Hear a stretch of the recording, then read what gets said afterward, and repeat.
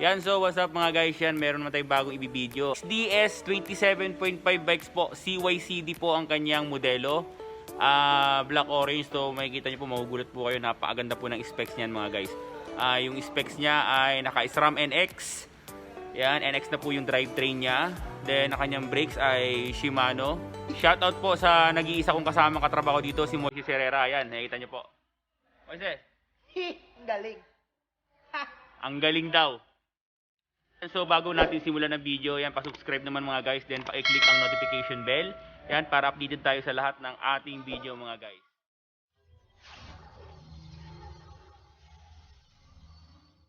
Yan mga guys, ito po yung XDS 27.5 CYCD. Yan, so yan lang po yung nakikita natin nakatatak dito. Okay, so yan ba talaga yung modelo niya? Yan talaga yan kasi wala tayong ibang makita. So yan, napakaganda po ng kanyang specs. 12 speed. 1x12. Ayan mga guys. Then, naka Manitou Machete ang kanyang port. True axle na po yan. So, isa-isahin po natin yan mga guys.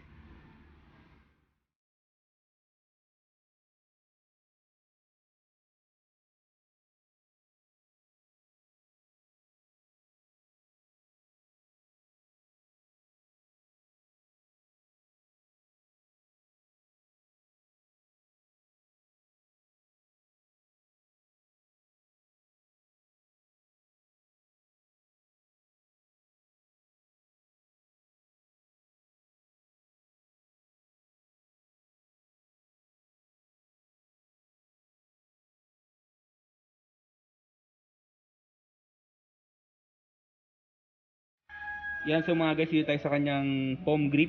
Yan, napakalambot po yan mga guys. Then, sobrang kapit din po. Yan, so then dito naman tayo sa kanyang brake set. Ang kanyang brake set ay Shimano ng series MT500 po yan mga guys. Naka 2 finger lang po. Yan, so parang XT na yung mga disenyo niya or Diore po mga guys. Dito naman tayo sa kanyang shifter. Nakikita nyo po, SRAM GX po yan mga guys. 12 speed, SRAM Eagle po. Yan, then nandito po ang kanyang remote. Remote po ng port ng Manitou Machete.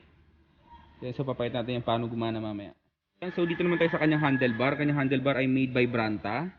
Yan, so super light po yan mga guys. So kung nahawakan nyo po yan kanina habang binubuo ko, napakagaan po. Yan, made by Branta po yan. Ang modelo po niyan ay Branta Ascend ALX6. Yan. Kaya dito naman tayo sa kanyang stem. Kanyang stem ay Branta Ascend. Yan. Yan po yung kanyang stem. Napakahaba po niyan. 80mm po yung layo niyan mga guys. Then dito naman tayo sa kanyang headset. Ang kanyang headset ay made by XDS mga guys. XDS tapered headset po yan mga guys. Seal bearing na po yan. Yan, seal bearing. Tapered po yun kasi tapered po yung kanyang frame. Yan, nakita niyo po mga guys. Then dito naman tayo sa kanyang pedal. Ang kanyang pedal ay ordinary aluminum ball bearing pedal mga guys. Yan, so ito po yung kanyang pasunod. So kung hindi nyo type, pwede naman po kayong bumili ng ibang pedal. Yan, so mas maganda seal bearing po. Then dito naman tayo sa kanyang saddle. Yan, napakaganda po ng kanyang saddle. Dito po medyo napakakapit po yung may kulay. Then dito sa may mga parang yan, gate niya, napakakapit po mga guys. Then sobrang lambot, super lambot po. Aerodynamic po siya. Made by XDS po yan mga guys. Yan, nakikita nyo po. Then dito naman po tayo sa kanyang seat post. Ang kanyang seat post ay made by Branta din po. Yan, 31.6 po yung sukat niyan mga guys. 31.6 Branta Strive. Yun po yung modelo niyan, Branta Strive po. Then dito naman tayo sa kanyang seat clamp. Ang seat clamp ay Allen type. Yan, Allen type seat clamp, aluminum seat clamp po yan mga guys. Yan, ang modelo po niyan ay Branta Focus. Dito naman tayo sa kanyang fork. Ang kanyang fork ay Manitou Machete. Yan, so airshaft na po siya. Ito po yung valve niya. Then ito po yung cable ng remote lockout. Yan, so pag pinipress po natin yung remote lockout, yan, gumagalaw po yan. Yan, nagla-lock. Then press natin ulit itong white. Open na po siya. Lock and open. Yun, sa tingin pa lang, kahit sa malayo na po mga guys, makikita nyo po ang modelo niyan. Ang brand niyan ay Machete kasi naka reverse arc. Ayan, nakikita nyo po, reverse arc po siya. Then ang kanyang stanchion ay black stanchion po. Yan. 100 mm po yung travel niyan. Then, ang kanyang aluminum telescopic, yan nakikita nyo po. Yan, so 27.5 po yan. Then 100 mm po yung kanyang axle. Ang haba po ng axle. Then 15 mm po. 15 mm po yung kanyang sukat ng kanyang axle. Yan, so dito naman tayo sa kanyang wheelset. Yan ang kanyang wheelset. Yan nakikita nyo po. Ang kanyang gulong ay Ardent Race mga guys. Maxxis Ardent Race 27.5 by 2.0 po yung laki niyan. So XC po yan mga guys. Then ang kanyang rim ay CYCD din po. Yan nakikita nyo po. Yan. 10th anniversary. Yan. From 2009 to 2019 po mga guys. So mga guys, ang kanyang rim ay 24 holes lang po. Yan. 24 holes. Then naka sprayer valve. Yan. Standard valve lang po siya. Then dito naman tayo sa kanyang hubs. Ang kanyang hubs ay made by Chosen. Yan. Chosen po yan mga guys. Chosen ang kanyang hubs. Seal bearing hubs po yan mga guys. Seal bearing hubs. Through axle. Bolt type na po siya. Yan ang kanyang rotor. Yan nakikita niyo po. Shimano RT66 mga guys. Yan. Original Shimano RT66 bolt type po yan. Uulitin po natin. RT66 yan po yung kanyang modelo. Then ito po yung itsura ng caliper ng yan. BR-Das MT500 na brake set. Ito po yung kanyang caliper. So naka-adapter po yan kasi 180 po yung diameter ng front rotor niya mga guys. Then dito naman tayo sa kanyang crankset, gear set o tinatawag nilang drivetrain mga guys. So magsisimula tayo sa kanyang crank. Ang kanyang crank ay Trubative. Yan, made by Trubative Stylo. Yan, 34 teeth po yan mga guys. 34 teeth. Then ang kanyang bottom bracket ay threaded type lang po siya. Threaded type, seal bearing, Halotech. Yan, DUB made by SRAM mga guys. DUB bottom bracket po yan mga guys. Yan, so dito naman tayo sa kanyang chain. Ang kanyang chain ay SRAM Eagle Chain 12 speed po yan mga guys. Silver and black po yung combination yan. So napakanipis po. 12 speed po yan mga guys.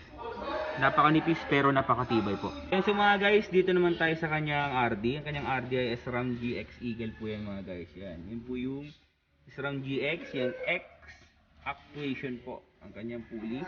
Yan, nakikita nyo po. Yan, napakaganda po yan. Sobrang ganda po yan mga guys. Sobrang ganda po.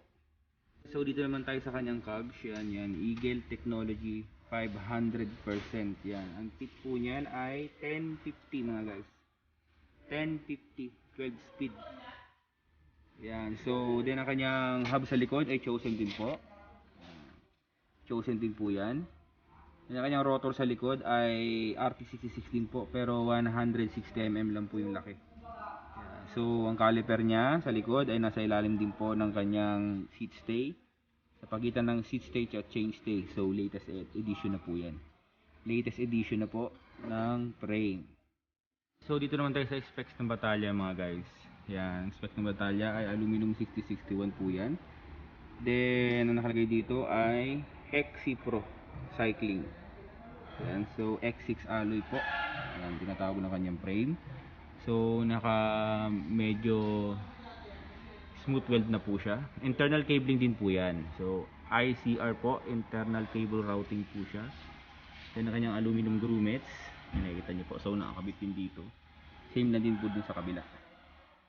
Yan. So meron pang isang nakasulat dito. Yan. SP. Yan. So pagkakagawa po ng kanyang frame ay SP consummate jointing mga guys. Yun, so naka-SP consummate daw po siya. Then nakasulat ang kanyang 10th anniversary yata ito mga guys. Nakikita niyo po, 2009 to 2019 po. Then nakasulat po sa ibabaw ang CYCD mga guys. So napakaganda po ng geometry niyan. So sukat po pala na ito mga guys sa small. 15.5 lang po siya. 27.5 by 15.5 po ang taas nitong seat tube from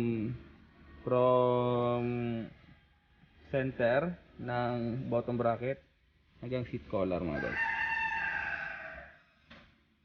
Yan, so tapos na po ang ating video para sa bike nito, ang XDS CYCD mga guys.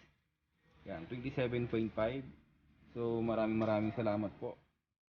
Yan, so tapos na po ang ating video. Yan, so maraming salamat po sa lahat ng nag-subscribe sa akin. Maraming salamat po. Then sa mga nanonood diyan na hindi pa na-subscribe, pa-subscribe naman po. Yan, para tuloy-tuloy tayo sa ating pagbibideo ng mga bisikleta, ng mga bagong labas or kahit mga luma na para malaman niyo po kung anong specs nito. Yan, so maraming salamat po.